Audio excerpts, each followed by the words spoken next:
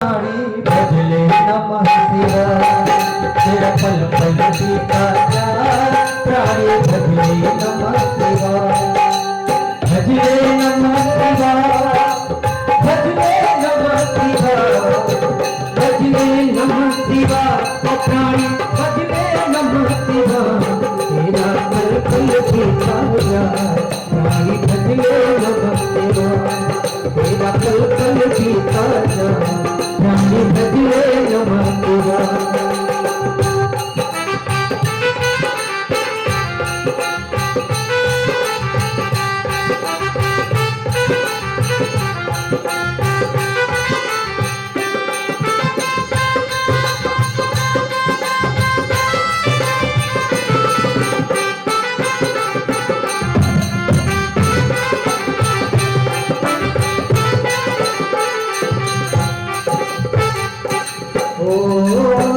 शिव नाम प्रेम से बोले मन मंदिर का परिणाम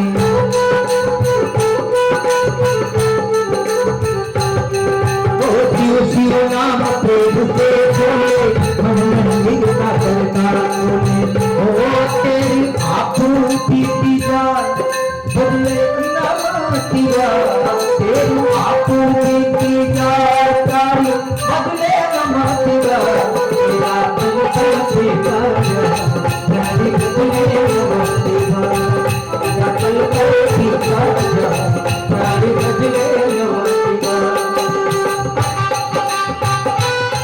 हर हर महादेव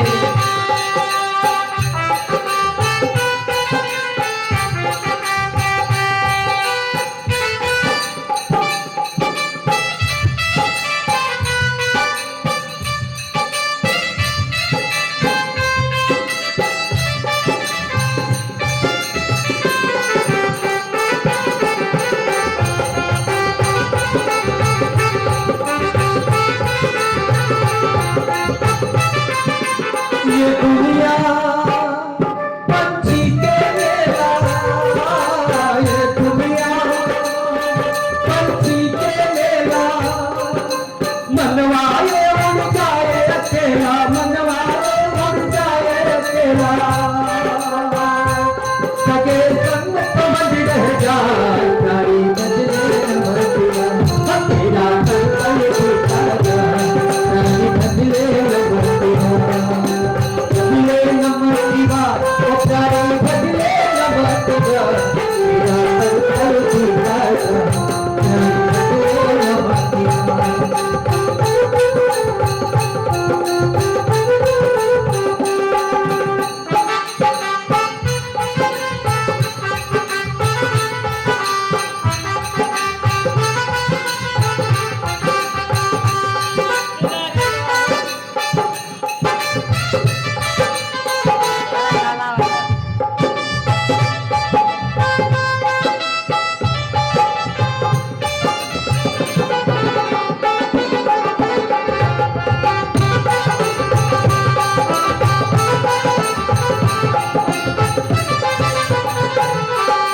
मुसाफिरी जब पूरी होगी मुसाफिरी जब पूरी होगी चलने की मजबूरी होगी चलने की मजबूरी होगी तेरा तन धन बीता जाए प्राणी बदले नमः शिवाय तेरा कल बीता जाए प्राणी बदले नमः शिवाय भजले नमः शिवाय भजले नमः शिवाय तेरा कल कल बीता जाए प्राणी भजले नमः शिवाय तेरा कल कल बीता जाए प्राणी भजले नमः शिवाय प्रेम से बोले उमापति महादेव की जय। सप्त ऋषिगण माता का परीक्षा लेने के लिए पहुंचते हैं।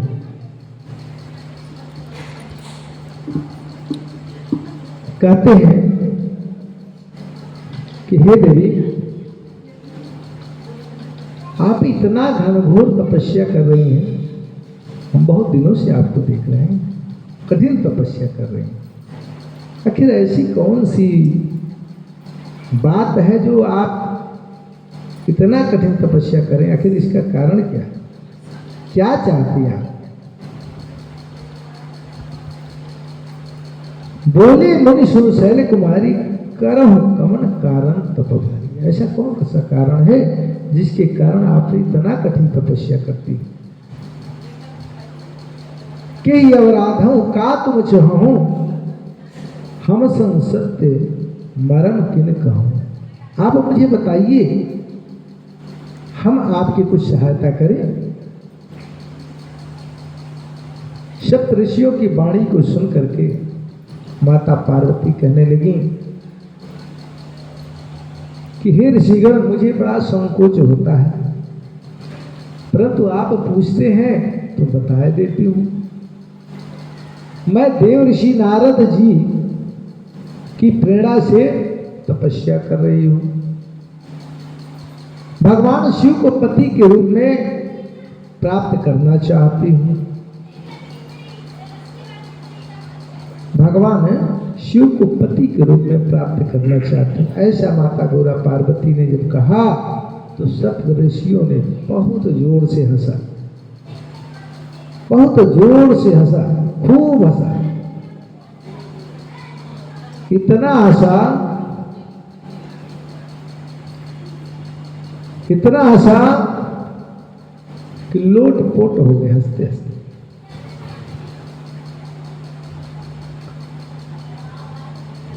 सप्तऋषि कहने लगे, आप भी किसकी बात को मान करके इतना कठिन तपस्या कर रहे हैं, धन्य हो। अरे नारद ने कभी किसी को छोड़ा है? किसी का भला किया है कि आपका भला करेंगे? अरे जो उनके बहुत खास लोग थे उनका तो भला करबे नहीं किए, तो आप तो पराई हो, आपका क्या भला करेंगे? अरे जिसने उनकी बात को माना वो घर द्वार छोड़ के बैरागी हो गया, भिखारी हो गया। राजा दक्ष को उपदेश दिए जो पुनः घर लौट करके नहीं आए।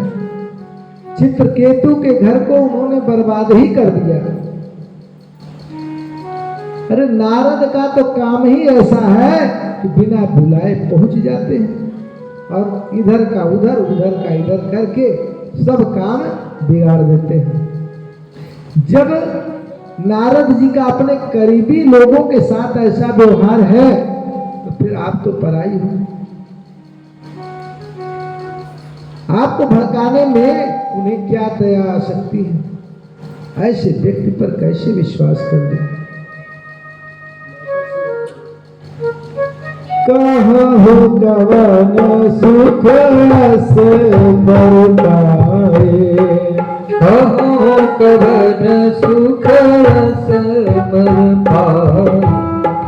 भला भोले हो ठगते बहराए, भला भोले हो ठगते बहराए।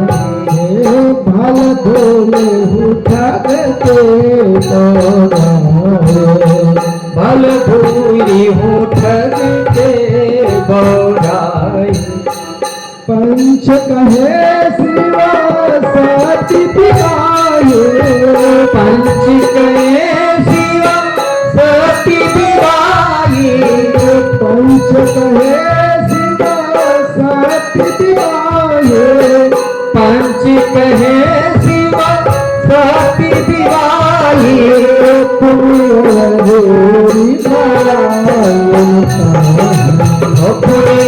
देवी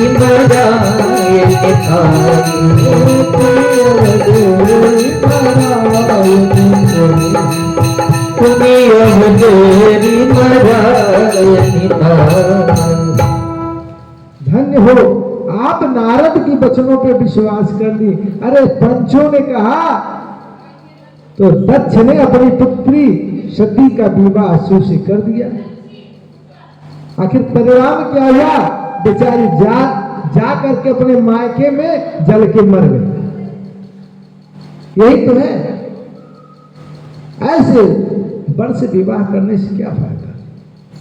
अरे हम बहुत सुंदर वर बताते हैं, आप उनसे विवाह करो। अब शिव का नाम लेना भूल जाओ।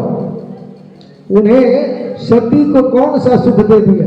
भीख मांगकर खाते हैं तो तुम्हें क्या खिलाएंगे? आप तो राजा हिमांचल की पुत्री हो।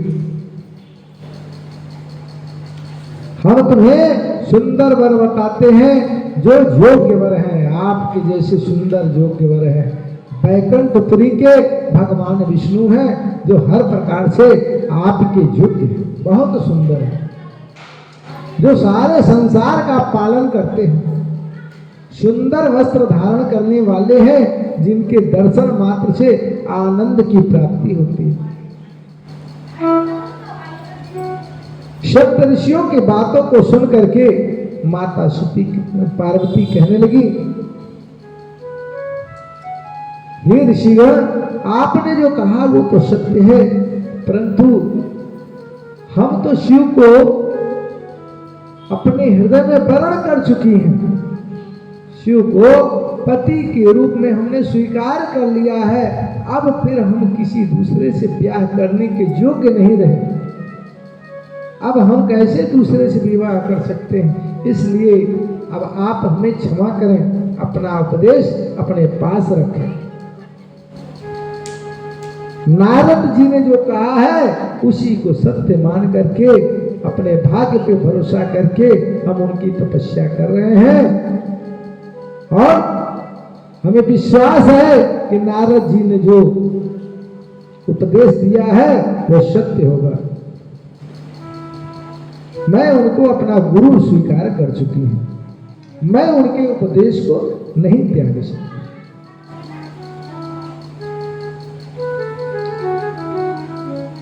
तब सप्तऋषियों ने माता पार्वती के चरणों में मस्तक झुकाया है और प्रार्थना करने लगे, तुम माया भगवान शिव, सकल जगत पितु मातु, नाई चरण सिर मुनि चले, पुनि पुनि हर सतगात। सप्तऋषि माता के चरणों में प्रणाम किए और पुनः अपने वहां से चल गए और जाकर के भोलेनाथ को बताते हैं।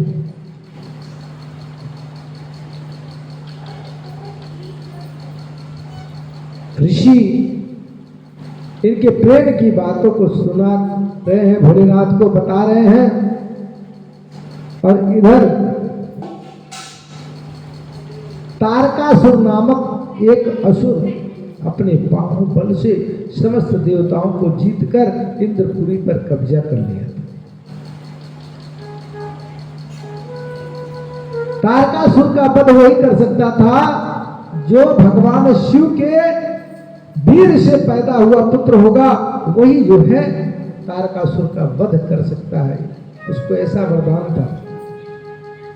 और शिव अविवाहित थे, उनकी पूर्व पत्नी का देहांत हो चुका था।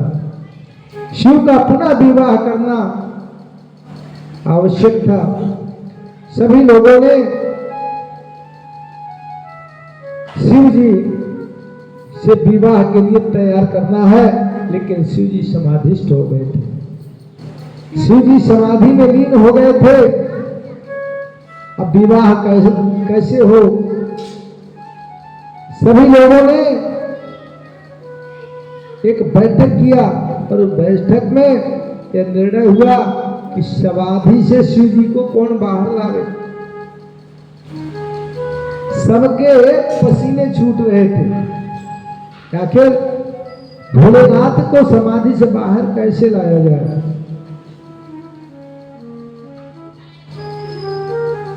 तो जगत कल्याण करने के लिए काम देव तैयार हुए और देवताओं ने उन्हें तैयार किया।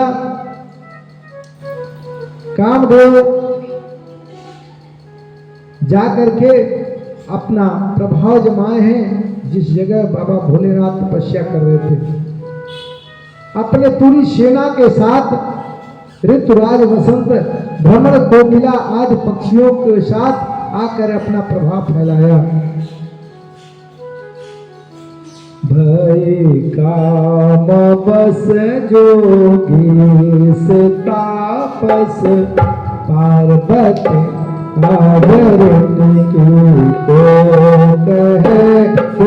कहे चराचर नारी नहीं ब्रह्म में देखत रहे मत गानो कहीं पुरुष में रघु पुरुष सब नाम हुई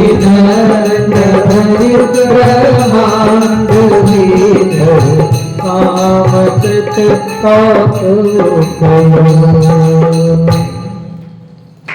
कामदेव का ऐसा प्रभाव हुआ कि सभी विचलित हो गए। किसी में ब्रह्मचर्य संयम सदाचार विवेक नहीं रह गया। संपूर्ण जगत में कामदेव का प्रभाव हो गया। सभी अपनी मर्यादा छोड़ दिए। स्त्रियों को सारा संसार पुरुष दिखाई देने लगा और पुरुषों को सभी स्त्रियां नजर आने लगी। कामदेव का प्रभाव उन्हीं पर नहीं हुआ जो भगवान के भजन में लीन थे, जिनकी रक्षा स्वयं श्री राम जी ने किया, वही बच पाया। कामदेव सब पर अपना प्रभाव जमा दिया, लेकिन शिव के ऊपर कोई प्रभाव नहीं पड़ा। शिव भगवान के ध्यान में लीन थे, उनके ऊपर कोई प्रभाव नहीं पड़ा।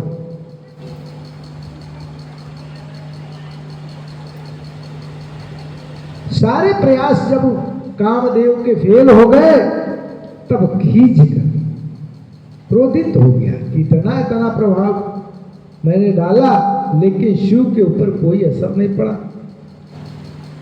तो क्रोधित हो गया। जब आदमी अपने प्रयास में विफल होता है तो उसे क्रोध होता, उतावलापन आ जाता है। तो खींच करके आम के एक वृक्ष पर उसकी चोटी पे चढ़ गया। अब पुष्प धनुष की प्रत्यंचा चढ़ा करके भगवान शिव पर बाण छोड़ दिया। बाण के लगते ही भगवान शिव की समाधि छूट गई और क्रोध में होकर संपूर्ण दिशाओं को देखने लगे। चारों तरफ उन्होंने दृष्टि डाली, तभी उनकी दृष्टि आम के पत्तों में छिपे हुए कामदेव पर पड़ गया। भगवान शिव की दृष्टि कामदेव के ऊपर पड़ गया और शिव के अपार क्रोध को देख करके तीनों लोग कांपने लगे। चारों तरफ लोग कांपने लगे कि अब क्या होने वाला है। क्रोध के कारण भगवान शिव का तीसरा नेत्र खुल गया। जब तीसरा नेत्र खुला और एक अग्नि की ज्वाला निकली, जब तक देवगण कुछ कहे तब तक कामदेव जलकर भस्म।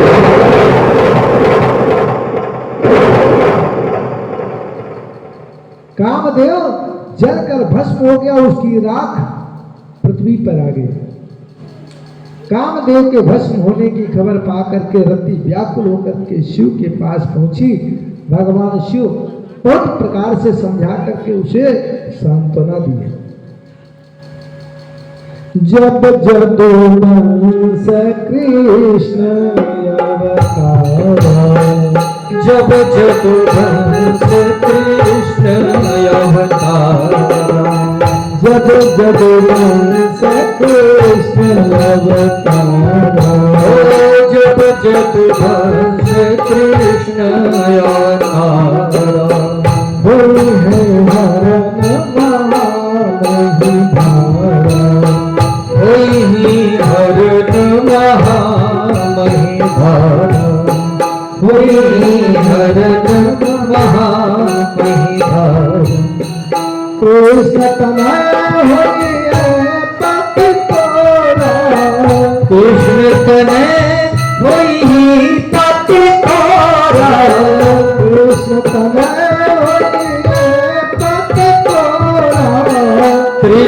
तनय होई प्रति तोरा वचन अन्यथा होई न मोरा। वचन अन्यथा होई न मोरा वचन अन्यथा होई न मोरा। रति को वरदान दिए बाबा भोलेनाथ, कहने लगे कि हे रति, तुम्हारे पति कामदेव तुम्हारे साथ रहेंगे, बस केवल शरीर से साथ नहीं रहेंगे लेकिन हमेशा तुम्हारे साथ रहेंगे। और तुम्हें पति के रूप में द्वापर युग में जब भगवान श्री कृष्ण का प्राकट्य होगा तो उनके पुत्र प्रद्युम्न के रूप में वही तुम्हारे पति होंगे, उन्हीं से